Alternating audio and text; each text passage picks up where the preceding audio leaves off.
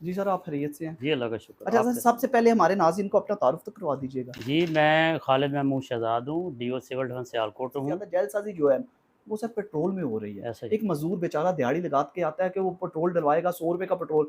इतनी ही औकात है हमारे लोगों की रह गई ऐसे बेचारों की। बिल्कुल, बिल्कुल। 300 की या ₹500 लीटर भी हो जाए तो हमने ₹100 का ही डलवाना है। जी, चले बिल्कुल। ₹200 का लगा लेते हैं, इस्तेताब थोड़ी-सी बढ़ा के ₹200 का पेट्रोल डलवा लिया। अब वो 200 का इतना महँगा होने के बावजूद भी हमें 200 का पूरा पेट्रोल नहीं मिल रहा सर।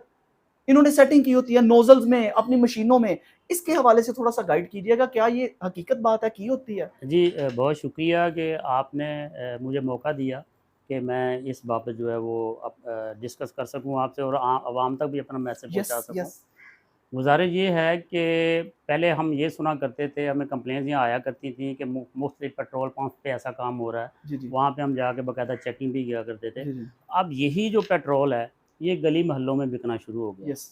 और जैसे-जैसे यानी कि लोगों को इसमें फ़ायदा फ़ील हुआ है या उनको पता चला है कि इसमें हमें किस अंदाज़ में, किस तरीकों से हमें ज़्यादा फ़ायदा हो सकता है, देखते-देखते दूसरे लोगों ने भी इस कारोबार को देखा-देखी ऐसे अपनाना ही शुरू कर ऐसे ही दिया। हुआ है। हमने पूरे सियालकोट में बगैर किसी तफ़रीक के ये ऑपरेशन शुरू किया है और आपके सामने है कि आप मेरे ऑफ़िस के कंपाउंड में ये जो हमने मशीनें जो इम्पाउंड की हुई यस, हैं, यस। वो आपके सामने हैं। जी, जी। अब रही बात कि वो इसमें किस तरह ये अडल्ट्रेशन करते हैं, किस तरह मिलावट करते हैं या मशीनों में किस तरह गड़बड़ करते हैं, तो वो ऐसा है कि ये कोशिश करते हैं ज़्यादातर ईरानी जो तेल है, उसकी सप्लाई लेने की। वो वैसे भी इनको सस्ता मिलता है। ठीक है। तो फिर कुछ ऐसा है कि इन्होंने जहाँ पे ये मशीनें लगा रखी हैं, उसके पीछे इन्होंने खुद साख्ता प्लास्टिक की टैंकियाँ रखी हुई हैं, जी, जी। जिसमें मेरा ख़्याल है कि कोई 5-7 हज़ार या 10 हज़ार के करीब वो तेल जो है वो उसमें समा स्टोर सकता कर है। देते हैं। तो उसमें ये करते हैं कि क्योंकि अगर आप फ़र्ज़ करें वो 100 लीटर तेल उन्होंने रखा है,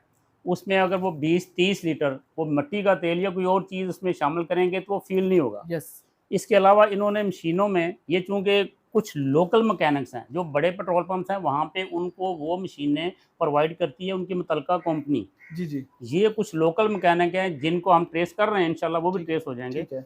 उन्होंने ये मशीनें बनाना शुरू की हैं और इन मशीनों में उन्होंने कुछ इस तरह की सेटिंग रखी हुई है कि अगर एक गरीब आदमी अ, 1 लीटर तेल डलवाता है तो उसको पूरा लीटर नहीं मिलता, बल्कि वो पौना लीटर उससे भी थोड़ा-सा यस, कम ही यस, मिलता यस, है। यस। सिर्फ़ यही नहीं कि ये पेट्रोल 2 नंबर मिलावट करके बेच रहे हैं, यही नहीं कि मशीनों में उन्होंने सेटिंग ऐसी की हुई है कि वो मिकदार में कमी होती है। इसके अलावा ये कारोबार गली मोहल्लों में, रश के इलाकों में एक छोटी-सी दुकान लेके उन्होंने शुरू किया हुआ है और आप बेहतर समझते हैं कि इंतहाई पेट्रोल जो है खतरनाक। वो यस। हाई लेवल का यस, फ्लेमेबल यस। आइटम है। तो अगर खुदा ना ख़ास्ता ये किसी जगह पे इस तरह का हादसा होता है तो ये बहुत जल्द कंट्रोल होने वाली आग नहीं होगी। उसके लिए क्या होगा कि अवाम-उन-नास का जानी और माली नुकसान भी हो यस। सकता है। किसी भी सूरत पेट्रोल गवर्नमेंट के जो कवानीन हैं उनके इस मुताबिक ये किसी भी सूरत पेट्रोल पंप के अलावा ये फ़रोख्त नहीं किया जा सकता। तो इसलिए ये जो चीज़ें कारोबार है इसको हमने बंद करके अवाम-उन-नास का फ़ायदा किया है। अगर किसी को कोई कंप्लेन हो गली मोहल्ले में लोग डरते भी हैं ना जी, किसी जी, के जी। कंप्लेन करते हुए, जी, जी। तो ऑफ द रिकॉर्ड कोई आपको बताए तो वहाँ पे कार्रवाई हो सकती है? तो इस वक़्त हमारा ये है कि जो मेरे इंस्पेक्टर हज़रात हैं, जो फ़ील्ड में काम जी, करते हैं, जी। अगर ये फ़ील्ड में कहीं जा रहे हैं, तो इनको मशीन नज़र आती है, तो किसी हुक्म की ज़रूरत नहीं है, खुद फ़ौरी तौर पर साख्ता। उसको ज़ब्त ठीक लेते है। हैं, ज़ब्त करते हैं और दफ़्तर पहुँचा देते हैं। ठीक है। मुझे साथ ये बता दीजिएगा कि इतना ये वैसे है तो खतरनाक, किसी के कारोबार को हाथ डालेंगे वो तो कहेगा हम भी आपकी गिरेबान पे हाथ डालें। तो क्या ऐसे कभी हुआ है कि आप लोगों को कोई थ्रेट्स मिले हों और लोग कभी हमलावर हो गए जी, हों? ये बड़ा आपने अहम सवाल किया है। मेरे जो इंस्पेक्टर हज़रात हैं, उनके पीछे बाकायदा शूटर लगाए गए हैं, ओए होए होए! ठीक है जी? जो बमै असला मेरे इंस्पेक्टर हैं एक हाफ़िज़ ज़करिया इकबाल, उन्होंने बमै असला 3 लोगों को पकड़ा है, उनसे असला बरामद हुआ है। वो उन्होंने क्या किया कि जब असला उन्होंने समझा कि अब ये इनके काबू में आ जाएगा तो उन्होंने फ़ौरी तौर पर नहर में फेंक दिया है। मगर हमने उनको पकड़ा है, थाना कोटली लोहारा में हमने उनके खिलाफ़ एफ़आईआर दर्ज करवाई है और इसी हवाले से इसी माफ़िया ने मेरे दफ़्तर की रैकी करवाना शुरू कर दी।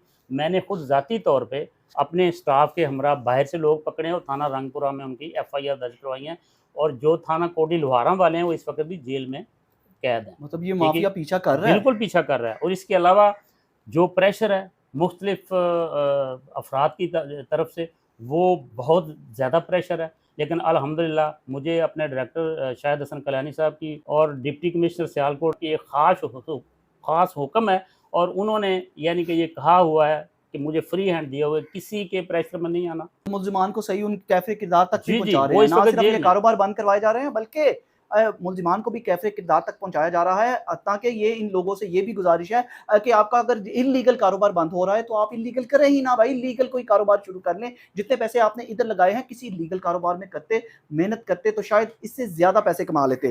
तो कानून हाथ में एक तरफ से लिया, दूसरी तरफ से इन लोगों के साथ तो पंगा लेना ही नहीं चाहिए सरकारी अफ़सर के साथ। तो सर मुझे ये बता दें कि लोग अगर कंप्लेन करना चाहें, तो कोई नंबर वग़ैरह आप जी, उसके 2 फ़ोरम हैं।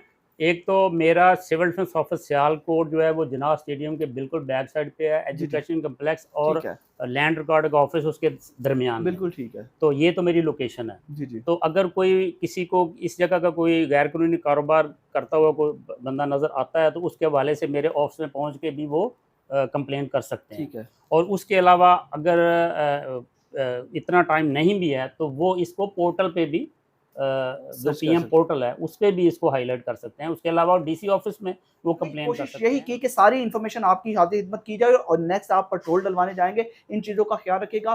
बोतल में चेक कर लीजिएगा और कहीं पर आपको ऐसी कोई शिकायत मिलती है, तो इन नंबर्स पर राब्ता करें, इन जगहों पर जहाँ पर सर ने बताया कि यहाँ पर राब्ता किया जा सकता है। तो यहाँ पर राब्ता करके आप आगाही दे सकते हैं और ऐसे इल्लीगल कारोबार बंद करवा सकते हैं। अपने हक के लिए खड़े हों और ज़रूर खड़े हों। तो फिलहाल इस स्टोरी से अपने भाई नदीम गोरी को इजाज़त दीजिए। अपना बहुत सा ख़्याल रखिएगा और हमें दुआओं में याद रखिएगा। अल्लाह हाफ़िज़। पाकिस्तान ज़िंदाबाद।